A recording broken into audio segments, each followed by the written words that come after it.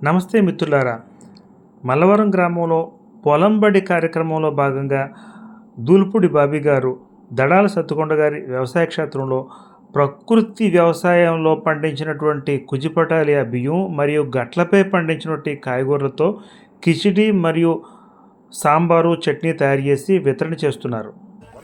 ఈరోజు మల్లవరంలో జరుగుతున్న పొలంబడి కార్యక్రమంలో కుజిపటాలియా బియ్యంతో కిచిడి తయారు చేయించడం జరిగింది. ఆ కిచిడిని పొలంబడికి వచ్చిన రైతులందరికీ కూడా పెట్టడం జరిగింది. అలాగే పొలం గట్ల మీద పండించిన ఆనపకాయలు, బెండకాయలు, వంకాయలు వాటితో సాంబార్ పెట్టించడం జరిగింది.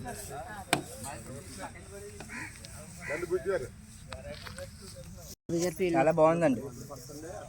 చాలా బాగుందండి. సాంబారు ఈ రైసు పండించిన విధానం పూర్తి ఆర్గానిక్ కదా, పూర్తి ఆర్గానిక్. బాగుందా?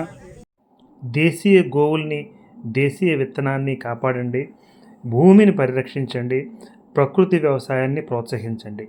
నమస్కారం.